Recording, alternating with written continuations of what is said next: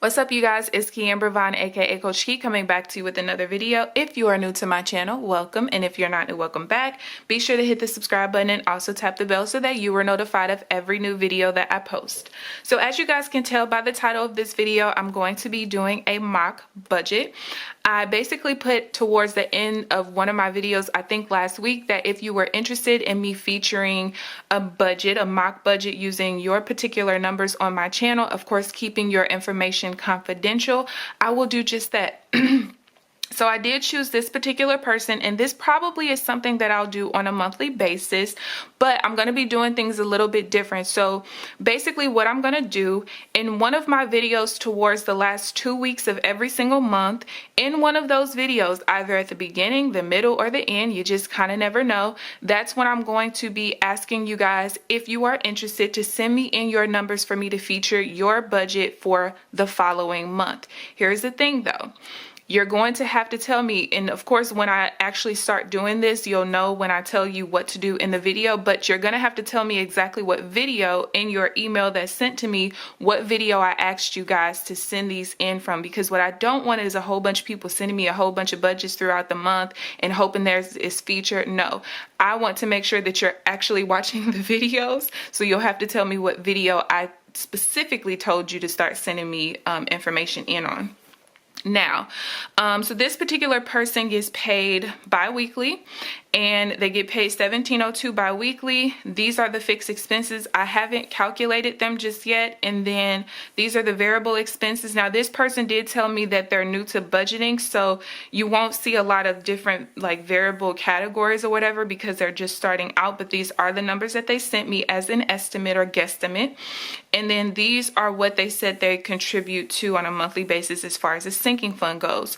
So before I actually do the paycheck to paycheck budget, I'm going to first calculate how much these all are. I can tell you just by glancing over the numbers, this is probably going to be a budget that's very, very tight, or it's over budget, not just from the fixed expenses, but when you add every single thing up. So I'm going to do this based on what they gave me, and then I'm going to give suggestions at the end as far as like, if these were my numbers, this is what I would do to free up some extra money so that I could get out of debt. Okay, now, as a disclaimer, I am not a judgmental person. I'm not going to ever be judgmental, especially when it comes to budgeting, because budgeting and finance is something almost every single person in this country, probably in this world, struggles with, because we aren't taught what we need to know in school, okay? And you can't get upset because you have to understand we live in a capitalistic nation. The only way they can capitalize off of you is based on your lack of knowledge. So they're not going to teach you what you need to know in school to be financially free. Trust me, I've taken a bunch of finance classes. My parents were even able to give me certain principles when it came to credit and stuff like that. But at the end of the day, I didn't start really learning about how to manage my money effectively and efficiently until I just started doing it and going by trial and error. I'm gonna just be honest with you guys. Now, the other thing, when I do these, regardless if you are the person or you're just watching, understand that the only way that I can help you with your budget is by being as real as possible, okay? And this particular person joked around like, you could tell me whatever, I'm not gonna sue you. It was so hilarious. But honestly, you guys, I have to be honest. My biggest goal is to see everybody become financially free and debt free. Whoever's watching these videos, whoever I'm touching out there in this country or in this world, because not all of my viewers are from the United States. And the only way that I can do that is by being 100% real. Don't take it as me being negative or coming down on you. I'll make sure that I string my words along so that it's not coming off negative, but understand I have to be real and I have to be hard on you, because that is the only way for you to become financially and debt free. Okay, let me just make that disclaimer, and hopefully I don't have to make that disclaimer in every single video. All right, so let's go ahead and calculate what the fixed expenses are. And again, I'm going to tell you what I would do if this was my budget as it stands, and then I'll start making some tweaks and some suggestions and what could possibly happen to the budget if this person made these particular tweaks. Now, without me asking a whole bunch of questions as far as like, all right, are you under contract with this? Are you under contract with that?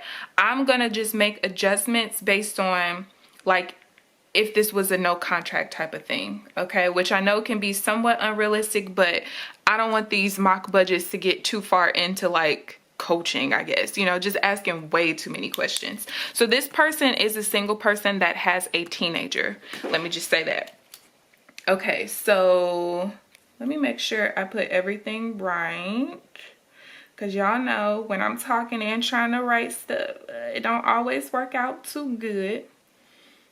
I think that that's right. 509.84, 508.03, 12. Oh, see, I knew it was gonna be something. All right, so their fixed expenses equals out to be $2,686.31. Without me even doing this part, I can tell you right now, this budget is way too tight. And guess what? It's not the person's fault. I'm gonna make a video probably next week or the week after talking about how lenders scam us, whether it's you, me, or anybody else, and why it's so important for you to get your budgeting together and get your savings in order so that when you have to make large expenses, you don't have to get credit, you don't have to get loans. Now, mortgages are a little bit different, but there's one particular piece of information that we always give lenders and what helps them to like get us qualified, where if we stop giving them that number and give them something different, we will stop qualifying, basically overqualifying, because when they give you this, what you qualify for, it's really not what you qualify for, okay? They're qualifying you based off of information that they shouldn't even be taking in the first place. But I'm not going to get into that soapbox in this video. Just know to stay tuned. And the reason why I want to make that video is because for most people, you're going to buy mortgage. Most people are not going to get to the point where they're going to pay a house in cash, okay? And on top of that, you know, we can sit here and make suggestions that, oh, you know, sell your expensive car and go get you a junk car. But guess what? Junk cars take maintenance. No matter how great a junk car is, it's still a junk car, okay? And so eventually you'll get to the point where when your car goes out, you have all this money saved up, but you might have to be a person that gets a $7,000 or $8,000 or $9,000 car loan, which I don't shun you for that. You know, it happens, but you also want to make sure that you're not getting a car that you cannot afford, because I can tell you right now, these lenders right here, these two lenders gave this particular person more than what they could afford. I could tell you based off the numbers, all right? So, sorry for my soapbox, but again, not the person's fault. So, they said their variable expenses is about $580 a month, and it's probably a little bit more, to be honest with you, because the food and gas is fine, and the household is even fine, but where's the shopping? Where's the miscellaneous? So I'm not sure if this person even knows that they're probably spending more than this on a monthly basis. Now, it's okay if they spend only $250 on food and that extra $200 goes towards shopping and stuff, but I feel like there's some categories that are pretty essential for the average person that are missing here. But again, this person is new to budgeting. So these little stars here just means that it's debt, okay? Student loans, the lazy boy credit, that's probably some kind of furniture, the mortgage, and the car note. So these are the sinking funds that they say they have. So let's go ahead and calculate that up.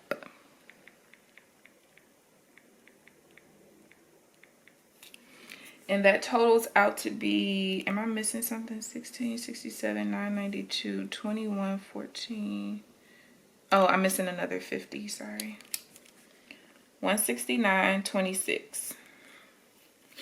So let's go ahead and do 3408. What am I doing? 3404. 34, no, that is 08. I wrote the wrong thing down here.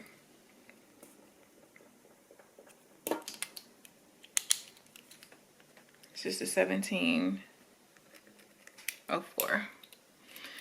And that's gonna drive me crazy. So let me just, let me do my due diligence.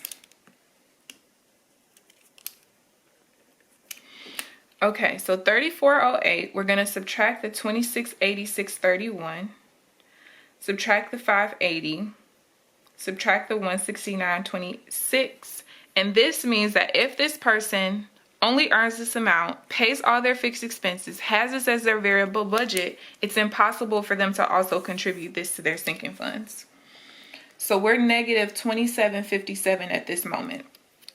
Now, what I am going to do, I'm going to do the paycheck to paycheck budget, not including the sinking funds. Okay, so if we do this, the 580 divided by 2, because we're paid bi-weekly, is going to be what, 290? Yeah, 290 per check. Now, as I've stated in a previous video before, paycheck to paycheck budgets like this are very important. Because, of course, I don't know yet, but there is a possibility that maybe this person is over budget on one paycheck and not the other when it comes to just the fixed expenses. And that's not good. So, let's see. Let's start off here. We have the, and I think I put this line way too far, but that's okay. We got the mortgage of $508.03.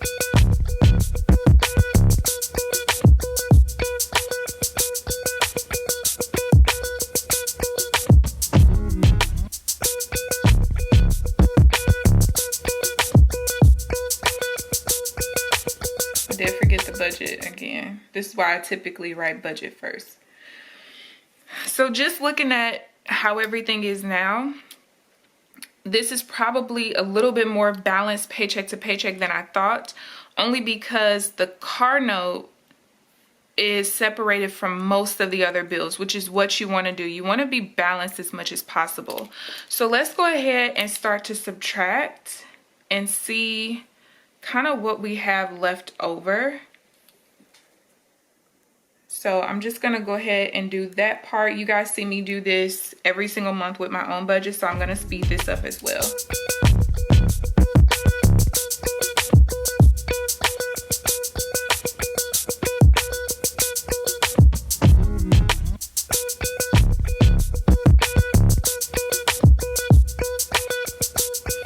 Okay, so it's not as balanced as I thought, but it's still more balanced than I thought it would be. So basically, just with the numbers that this person gave me, they're a little bit over budget, just a tiny bit, which this number is okay because not all the time are you going to spend all of your variable expense money. You know what I'm saying? So just one less transaction, boom, they're okay.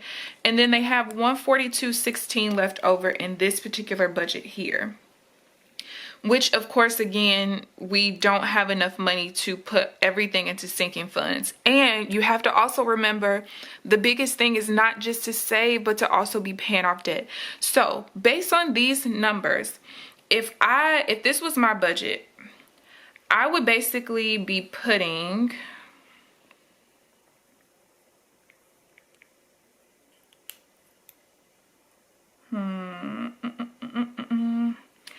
I would be putting $47.58. I would basically put half into savings and half as my snowball payment. Because even with a $500 emergency fund, a $1,000 emergency fund, I personally have always felt like you should continue saving, because $500 to $1,000 is not a real emergency. Just my personal opinion, and probably a lot of people's opinions. Look at what's going on in the country right now with the government shutdown, which I think that it's like a temporary out of shutdown right now. But I have a couple of family members who work for TSA and other government agencies who went basically, a whole month and some change with no paychecks. Like, let's be real. Luckily, they're a little bit younger, but if you had a family and you were affected by that, and now you don't have your money for any bills for a whole month, $1,000, even for me, $1,000 would not be enough. I would go through that with just my rent. My rent is almost $1,700 a month. So that's why I feel like personally you should continue to save, and not just really in the form of sinking funds, but actually towards an emergency fund. Sinking funds are okay, but some of them are a little excessive, sorry. So this is what I would do if this was my budget as it stands. Now let me tell you what I personally would suggest that this person do. I would get rid of Netflix, buy you a what is the thing called, a Fire Stick, and put the stuff on there that you need to put on there. There's all kind of videos on YouTube that shows you how to do this, and it's not to take away from Netflix, but let's just be honest, Netflix is not important. Okay. I would also reduce, so I would get rid of Netflix. I would reduce this cable and internet to literally only internet. Cable is not important. We're talking about getting out of debt here, right? And freeing up some money so that we can get rid of these. I would reduce this. You can typically find high-speed internet for, what was I paying? Like, you know what? That's my budget right here. I had high-speed internet, 100 megs per second for $44.99. And I believe I had Spectrum. Cable, get rid of it. Again, your Fire Stick will have everything you possibly need on there. And I don't mean using the Fire Stick as it comes and paying for all these little subscriptions, okay? Read between the lines, all right? So I would reduce that. The other thing that I would do, somehow you need to reduce the phone bill. I think our phone bill for a family of 4 is about $300 a month, and that's because there's some leases on there, there's phone insurance on there, there's all kind of stuff. But the basis of the phone bill is only probably about $100 a month. So that needs to be reduced. So I'm gonna like literally right over here, if we can get rid of Netflix, that's gonna subtract that amount. Then we need to reduce the cable to, let's just say, I'm gonna say 50, just for the sake of numbers. You know, I don't know what area you're in. I think you should be able to get it for the same $44.99, but just in case you can't, let's just do $50. So $118.99 minus 50. So that gives us another $68.99. Vivint, I would definitely reduce this. I think this is the one everybody likes because there's like a doorbell camera. Simply Safe has the same thing for $24.99 a month. That's what I'm paying right now. I just don't use my actual doorbell camera, but you can get a whole entire security system. You'll have to pay for the actual equipment, but once you pay for the actual equipment, now again, I don't know if this person is under contracts with any of this stuff, but this is just what I would do if I'm not under contracts. Get this down to $24.99. We've had Simply Safe for years, and it's safe, okay? So $71.49 minus $24.99. So now we freed up another $46.50. Home warranty. Now I'm not sure about this one, but a home warranty should not be $600 a year. Now again, I don't know where you live. I don't know how much your property appraised for, whatever. But when I was in real estate, we used to use American Home Shield, if I'm not mistaken. And whenever we would sell a house, we would get the $250 home warranty built into the loan.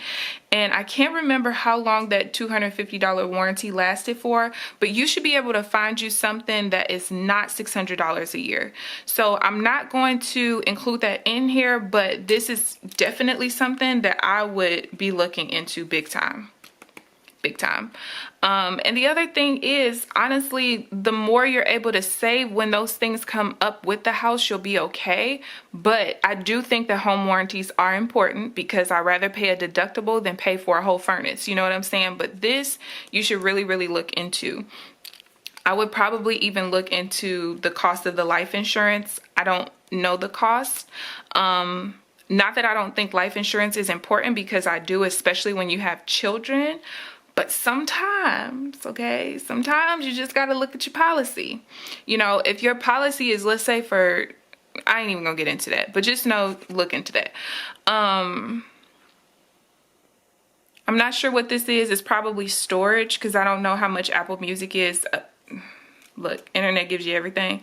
That's what I'm gonna say. But I could see you keeping the Apple. You might want to look into possibly doing an income-based repayment, because I'm not quite sure if this is based on your income or just what you originally had your loan for. This probably means that you had about $18,000, about $18,000 to $20,000 in student loans, unless you have a unsubsidized student loan that has ridiculous variable or fixed rates. That should be about what you have, and I'm not sure if you can get that down, but you might be able to. Again, don't quote me, I'm not sure. So we can keep this the same, but like I told you, I think that this is probably a little bit more, especially since it's 2 of you. But we'll, for the sake of numbers, we'll keep that. As far as sinking funds go, this is what I would do with your sinking funds. I would get rid of this.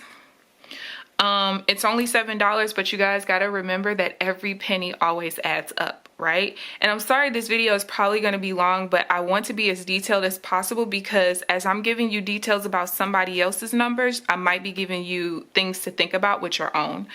I would get rid of car tags, because typically you can get your car tags every 2 years, and let's say that you have your car tags coming up this year and you already been saving and sinking funds for that, or maybe it's not until next year. If we can work on your budget now, you'll be able to, when that time comes, like maybe 2 months before your car tags are due, because the car tags, you're only saving about $84 a year.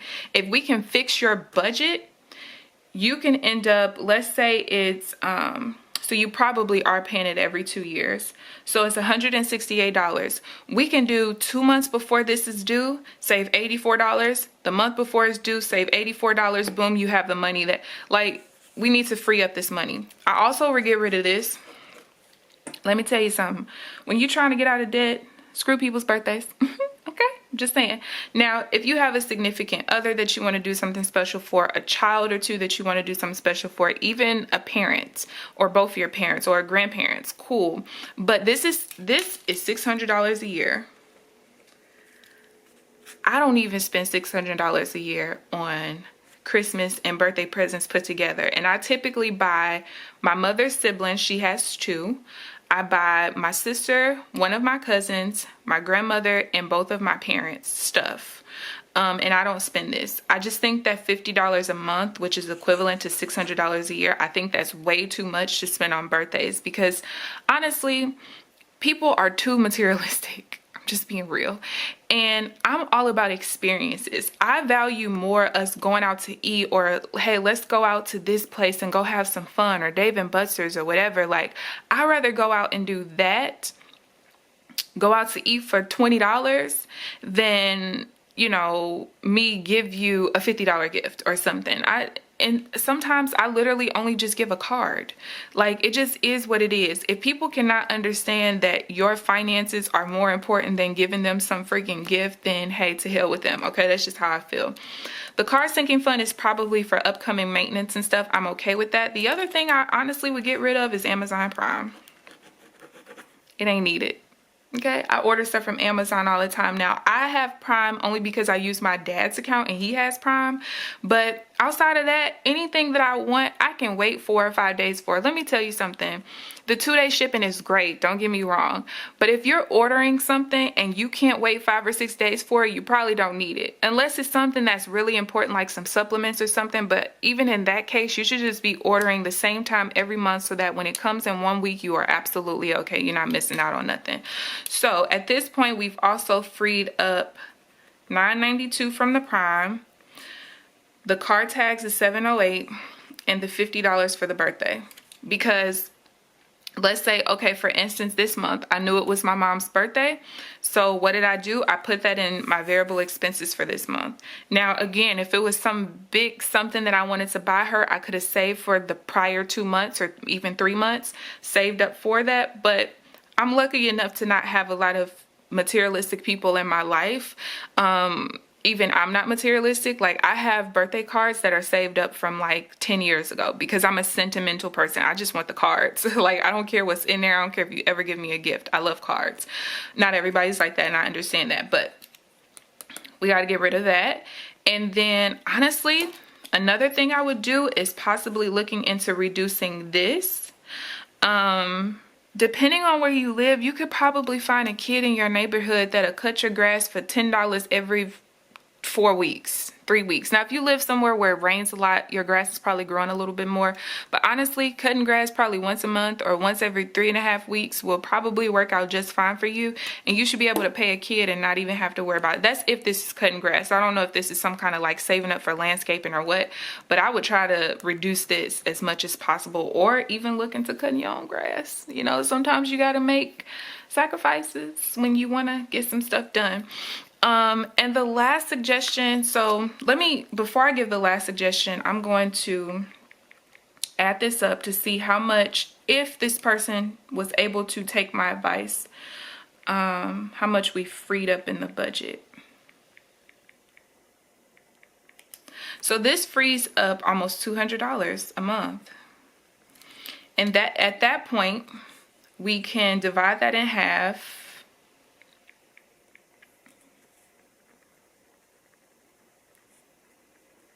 Now, I don't always do like a half to savings, half to debt, but there were times in my personal history, in my personal journey, that I did do that.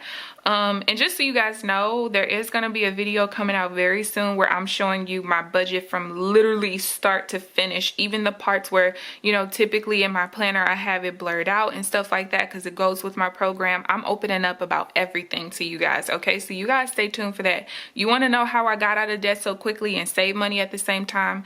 The video is coming. Don't look. All right, don't worry, it's coming. So this would mean that we can put about $150 towards debt every month and $150 towards savings. And then of course, as your debt starts getting paid off, you'll be opening up some more money. But the last suggestion that I personally would make, you got to get rid of this car. This is a problem. Now, I don't know if you have a really expensive car or if you have a low credit score, which caused you to have an outrageous interest rate, which is probably around 14 to 25%. And this is the reason why I personally say credit is so important. The most I've ever paid for a car note personally was $439. Sorry, exceeded the limit of the recording. But anyway, the most I've ever paid for a car note was $439.61. That was a brand new car that I purchased. That was, I think, maybe $26,000. But I had a decent credit score. I didn't have enough of a credit history, which was my problem. But my interest rate was maybe 6%. And my interest rate on my last car that I just paid off was like 3-point-something% because I had more of a history and I had the good credit score as well. But we got to get rid of this. You either need to work on increasing your credit so that you can refinance, or you need to try to trade it in for a car with a lower note, but you might end up having to get a personal loan to make up the difference. But more than likely that personal loan plus the new car note will be way less than this. This is a problem. The mortgage, it just is what it is, you know, and I get it because, I mean, even $1,000 a month is typically what a lot of people pay for rent, especially because I'm pretty sure, you know, you would need a 2-bedroom because you have a teenager. But this has got to go. And a lot of these other things have got to go. If you can get your car note down, and depending, because you might need a personal loan as well. If you can get that down to about $300, that will open up another $200 for you. And then you can really start to see some big progress. But that's personally what I would do. And it's not to say that I have all the answers, because I promise you I don't. This was a lot more insightful and difficult than I thought. You know, I never want to make it seem like I'm just this, look, I'm a guru. I know let me tell you something. All gurus or experts get stumped, you know, and it's not that I was stumped. It's just, I know that the way that you have it right now is not going to work. So these are some of the changes that I would personally make. And I appreciate you for sending this in. I hope that you guys enjoyed this video. I hope that you guys enjoyed my little rants in between. And, you know, like I said before, this is totally non-judgmental, and a lot of these things are just based off of what we were not taught. It's based on lenders really being predatory. Even if you don't have a predatory lender that's giving you some high interest rate, that's a variable interest rate, lenders are still predatory because of how they qualify you. And again, that video is going to be coming up very, very soon. So I hope that you guys enjoyed this video. Please give this video a thumbs up, subscribe if you haven't already. But other than that, I will see you guys in the next video. Bye guys.